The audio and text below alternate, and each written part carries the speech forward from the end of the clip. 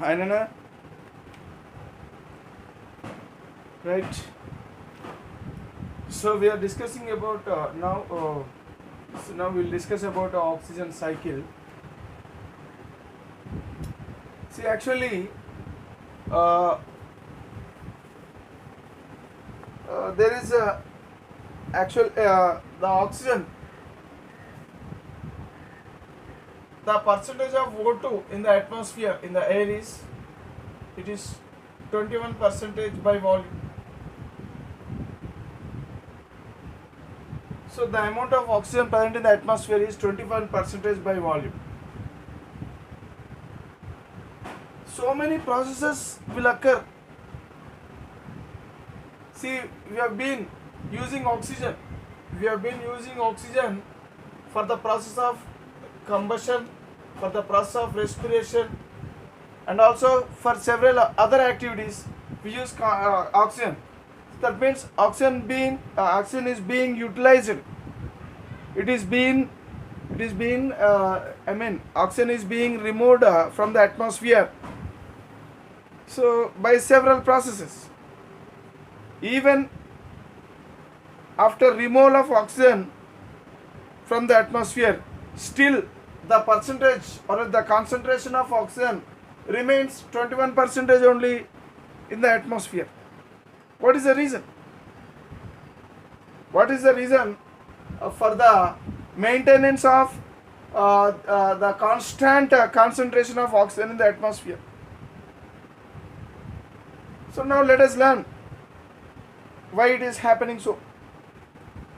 See, during the process of respiration and combustion, so oxygen is utilized. Okay, and during this process, either this process or else in this process, what happens? Carbon is added to the oxygen. So when oxygen is added to the carbon, so during this process carbon is added to the oxygen, and even this process also carbon is added to the oxygen, and finally carbon dioxide is released. That means oxygen is trapped in the form of carbon dioxide. Now this carbon dioxide, it is utilized by the green plants. Carbon dioxide is utilized by the green plant during the process of photosynthesis. Now during the process of photosynthesis, what happens? Carbohydrates are prepared. Carbohydrates, which are food materials. Along with the preparation of carbohydrates, oxygen gas is liberated. So during the process of photosynthesis, again, what happened? Oxygen gas is liberated. So carbon dioxide is utilized by the green plants, and they release oxygen, and this oxygen is released into the atmosphere. So finally the oxygen which is utilized, which is removed from the atmosphere by these processes, the same amount of oxygen is again added to the atmosphere. So as a result of this one, the same amount of oxygen is being added to the atmosphere. Okay, so all these processes which lead to the maintenance of constant concentration of oxygen in the atmosphere. So all the processes together, we call it as oxygen cycle. Simply we can write the definition like this: the combined processes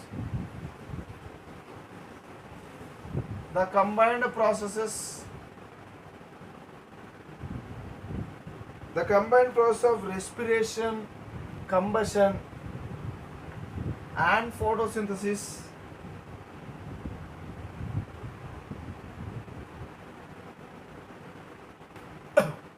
respiration, combustion and photosynthesis. So the combined processes of respiration, combustion and photosynthesis, due to which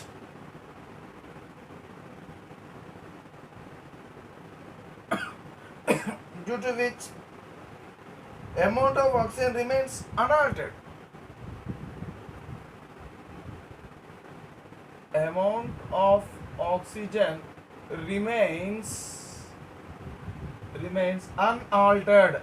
Unaltered. What is the meaning of unaltered? That means not changed. Okay, in the atmospheric air, in atmospheric air, the atmospheric air, so is called oxygen cycle. Oxygen cycle. So what is oxygen cycle? See here, oxygen, so it is cycling in the nature through all these processes. Oxygen is cycling, that means it is removed by some processes and again it is added into the atmosphere by some other processes. So in the nature all these things are happening. Okay, so that means oxygen is cycled through several processes and again it is reached to the atmosphere. So oxygen present in the atmosphere. Oxygen present in the atmosphere, it is being utilized by several processes during the several process and again it is trapped into carbon dioxide gas and again it is released by the process of photosynthesis and finally it reaches to the atmosphere. How much amount of oxygen is utilized? How much amount of oxygen is removed from the atmosphere? The same amount of oxygen again reaches to the atmosphere through all these processes, and such a cyclic way of movement of oxygen in the nature is called as oxygen cycle. Okay, right. Now let us learn about carbon dioxide cycle, CO2 cycle.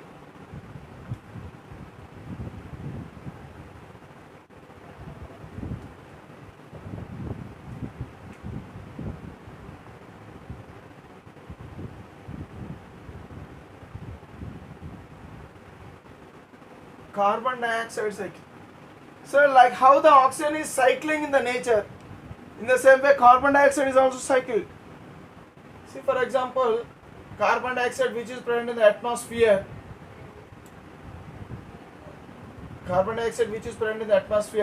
it is being removed from the atmosphere during the process of photosynthesis.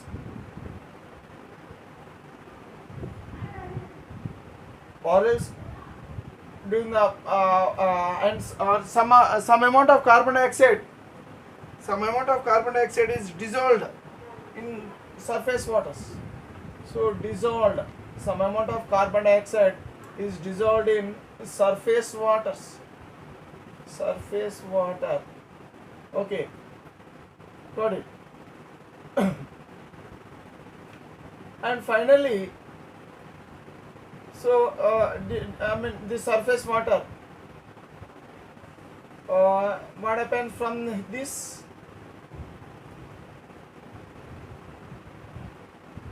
It reaches to, here photosynthesis means it is plants. Okay, so finally it reaches to either plants, and from plants it reaches to animals. So these plants may die and convert into fossil fuels,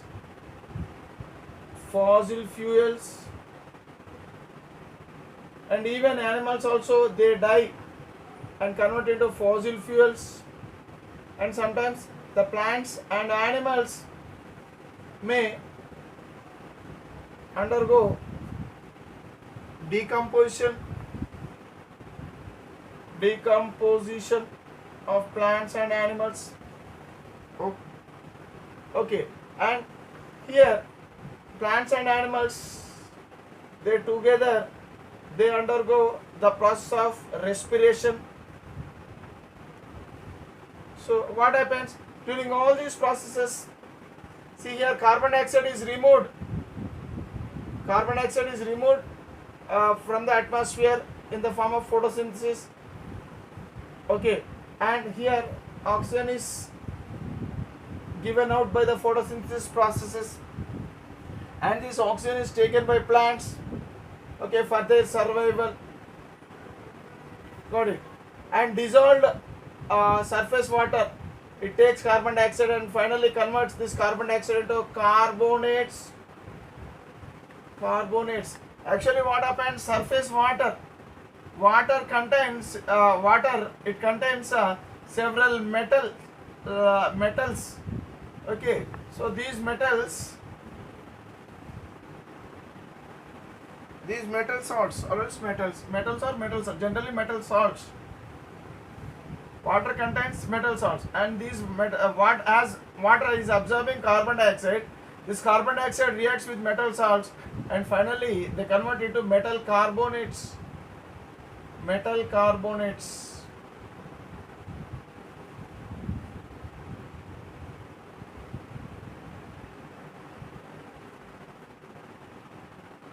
Okay, so these metal carbonates are utilized by the plants and animals, and finally finally what happens? So again this carbon is reached to the plants and animals, and these plants and animals during respiration and during or else when they die they undergo decomposition, or else when they die they finally convert into fossil fuels. And when these fossil fuels are burnt, they release carbon dioxide into the atmosphere, and during the process of decomposition of plants and animals, again carbon dioxide is released and it reaches to the atmosphere.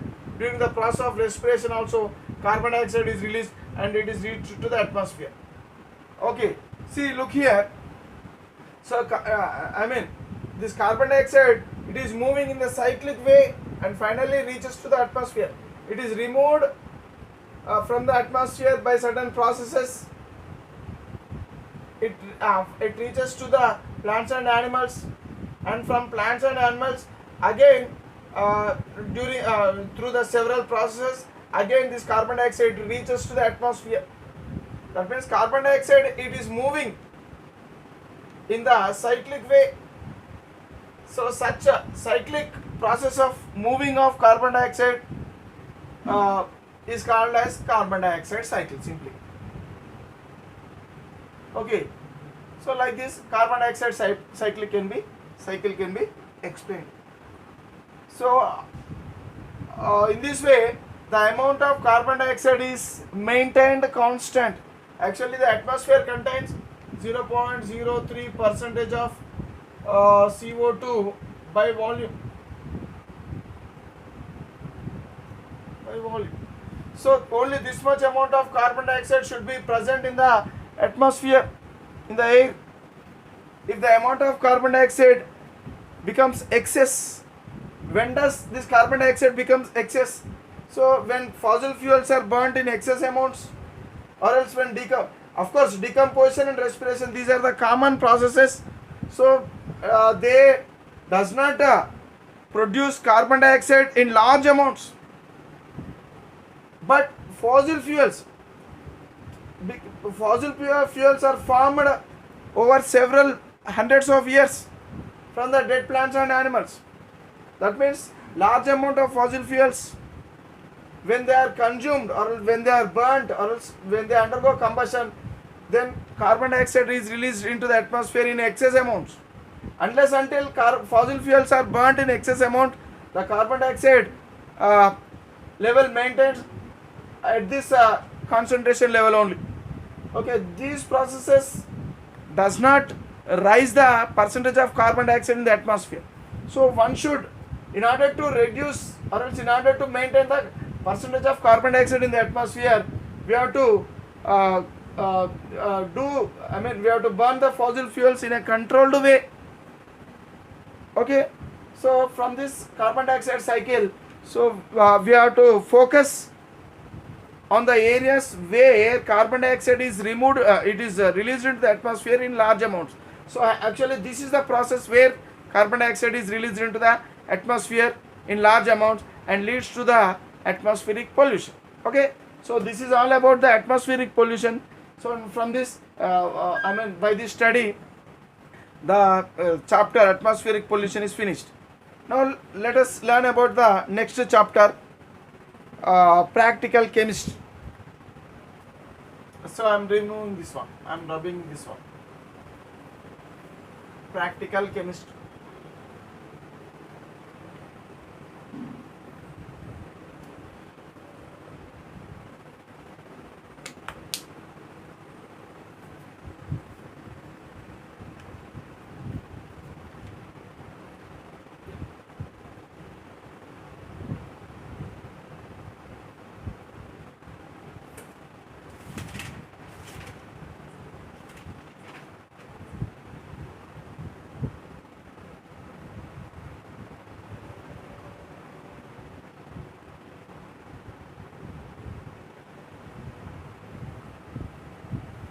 So under practical chemistry, we will discuss certain topics like detection of gases,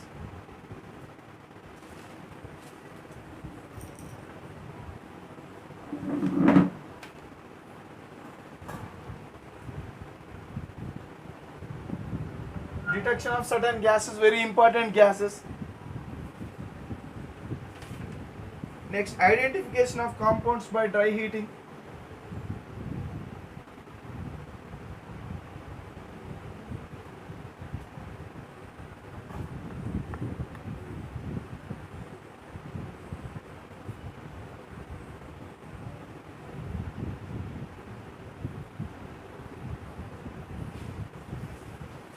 Next, third one,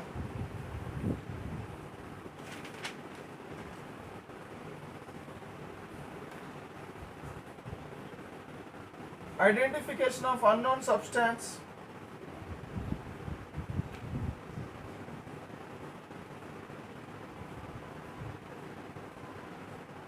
Unknown substance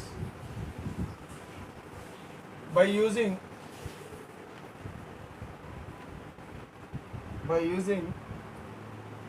dilute sulfuric acid. See, look here, identification of compounds by using dry heating, this is one method. Identification of unknown substance by using dilute sulfuric acid, this is another method. Okay, next, identification of metal ions.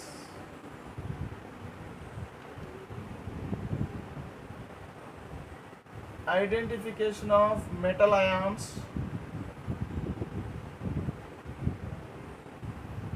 by flame test. By flame test. Okay. So flame test will detect certain metal ions. So we'll learn how to use the flame test to identify the metal ion. And finally, in this lesson, we'll learn the determination of percentage composition.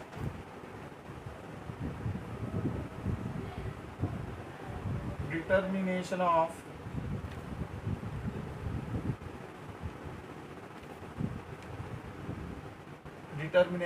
percentage composition of mixture.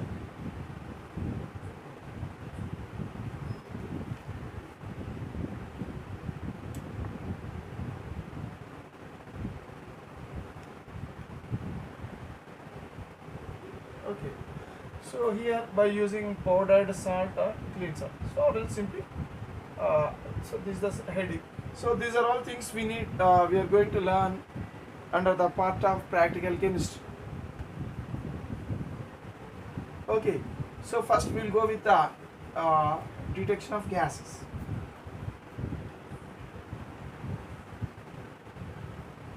So what are the gases here we are going to detect?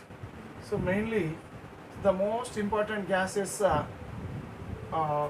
we will study about the properties, their tests, and also how they and how they can be and their observation during the reactions. So mainly here under the detection of gases, important gases are oxygen, oxygen gas, hydrogen gas, water vapor. So these are the important gases. Okay, next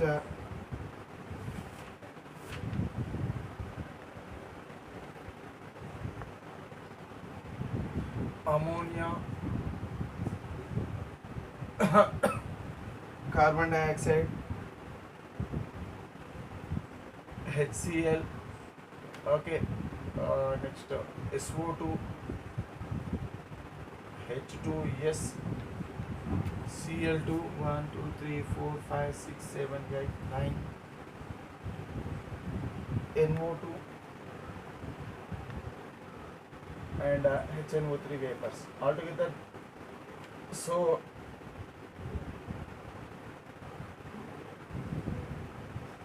11 gases are the most important gases we need to learn. See, out of these 11 gases,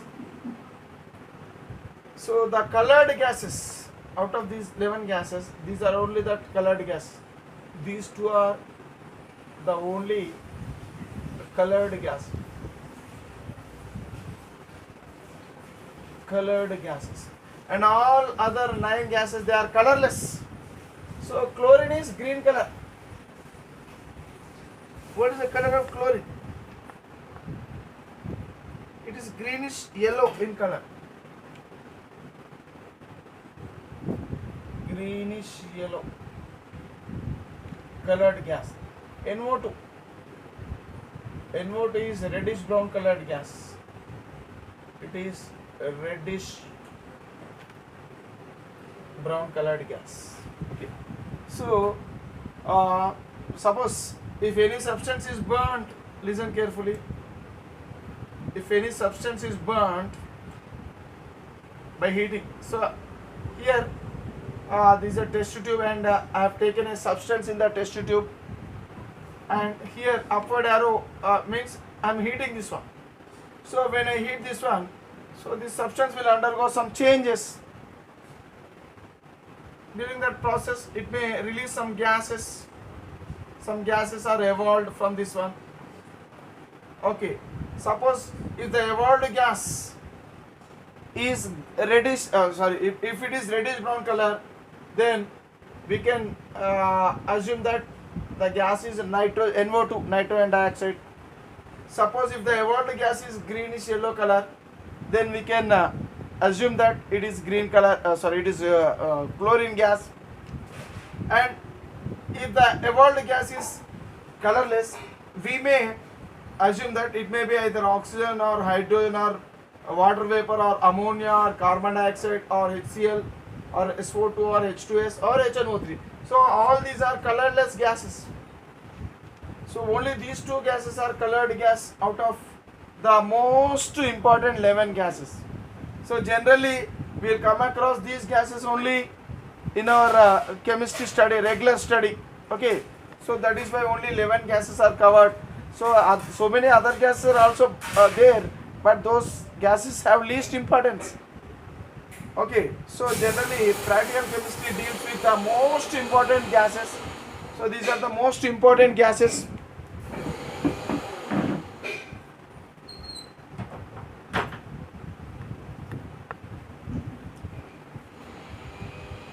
So from this, if someone says whether a substance is burnt, chlorine gas is released or not, how to detect? Simply heat it, and if a greenish yellow colored gas is released, then it is said to be chlorine gas. Simply.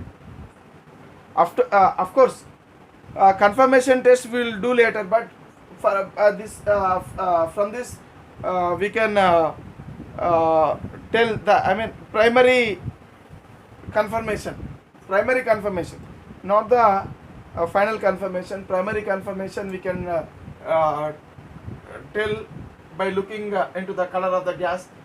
If it is greenish yellow, it is chlorine. So now we learn gases one by one. First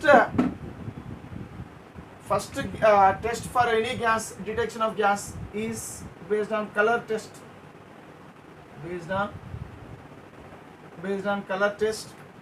So under color test, only two gases will give color. What are those two gases? Chlorine and NO2. So they are colored. Okay. Other gases are colorless. Next next test is odor. Odor means smell.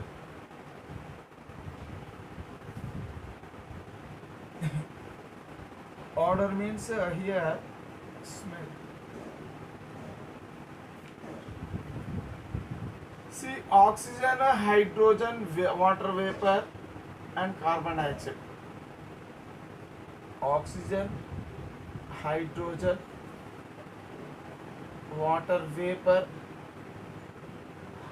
and carbon dioxide. Okay, these gases, they do not show any smell. These are said to be odorless gases. If you see ammonia, so strong biting smell. What is the meaning of strong biting smell? That means if someone is exposed to ammonia gas, pallu korakadam antaru kada. That means we will simply bite, our teeth will bite. Okay, so by this we can say that the gas may be ammonia. And one more thing, so this ammonia gas will produce tears.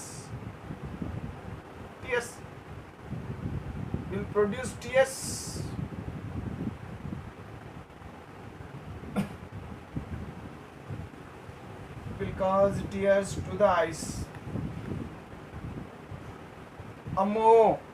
అమ్మో అంటాం అంటే I mean అమ్మో means tears. ఇప్పుడు ఏడుస్తుంటాం కదా కళ్ళలో, so అలా ammonium. Okay, tears, it produce ammonia gas, tears, it produces tears to the eyes. So like this odour means here actually strong biting smell ఉంటుంది, will be there for ammonia, and also ammonia will produce tears to the eyes. Next ammonia is here, actually carbon dioxide is covered here only because all these four gases are odorless gases. If you see HCl,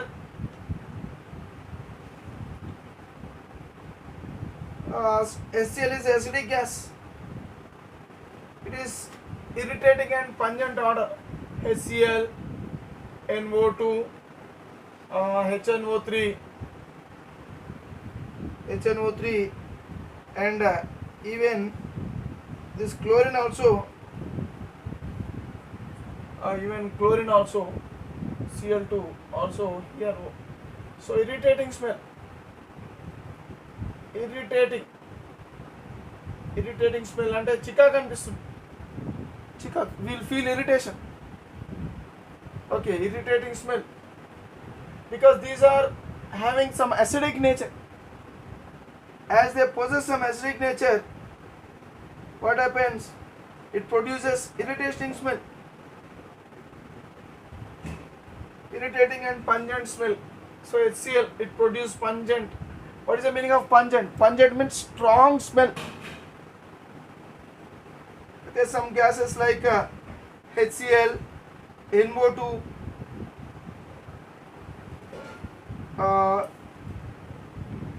and also this HNO3 vapors also, they produce pungent smell. It's mainly these two, they produce irritating smell and even pungent. Pungent means very strong. Pungent, simply we'll call pungent. Pungent means very strong smell we'll get. Okay, so these two gases. Next, how many gases are covered? 1, 2, 3, 4, 5, 6, 7, 8, 9. So 2 more gases are left over. What are the 2 more gases? SO2. SO2 will cause cough. It causes cough. Sulfur dioxide causes cough and suffocating smell. Suffocating. That means we cannot feel well. That means breathlessness. Suffocating means breathlessness. ఒక ఆయాసం లాగా వస్తుంటుంది అన్నట్టు, unable to breathe well. So suffocating smell. So it produces cough. The gas which produces cough out of all these gases is SO2. SO2 will produce cough and it is suffocating smell. And even chlorine is also suffocating. Chlorine is also suffocating smell. SO2 and chlorine both are suffocating smell. That means we cannot breathe when sulfur dioxide is present in our surroundings. That means when we are in SO2 gas, when we enter into SO2 gas, we cannot breathe well. We feel suffocation, breathlessness. Okay, and H2S is left over. H2S, it produces rotten egg smell. Rotten egg.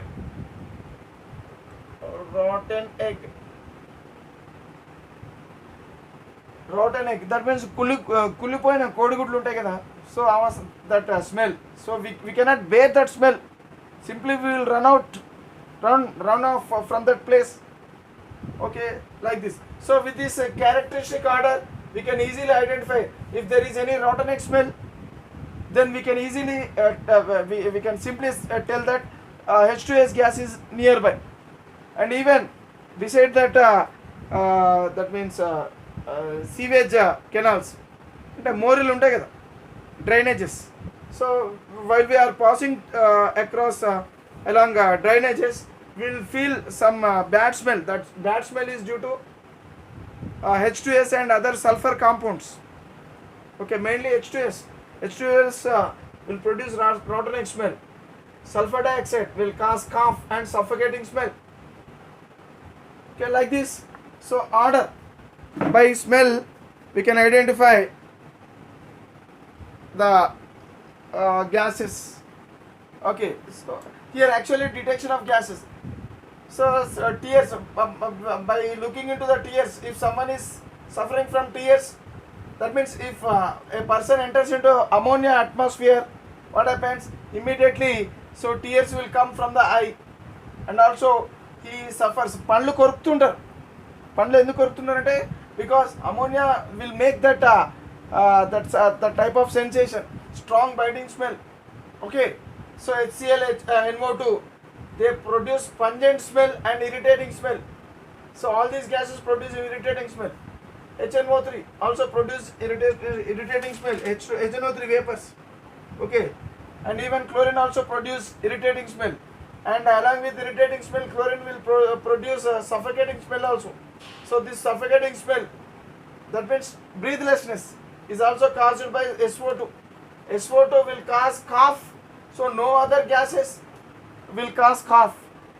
Okay, when exposed to the gases. So when a person is exposed to sulfur dioxide gas, he feel coughing sensation. So like this. So odor is another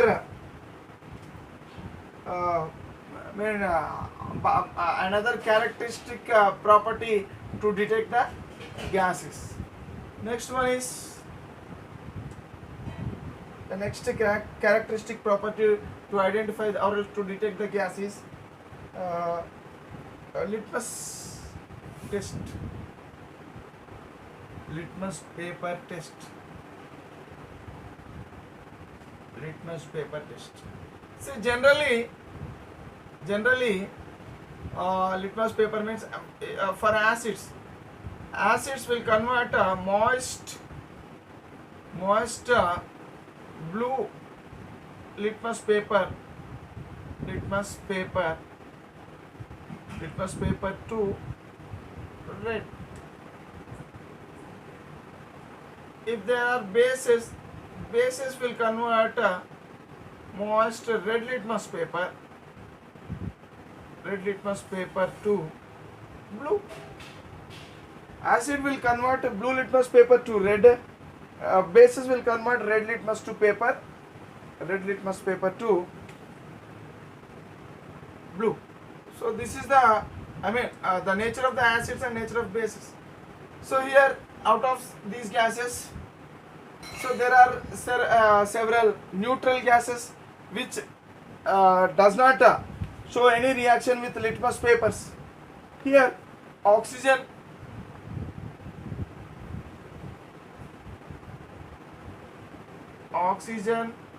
hydrogen, water, no action.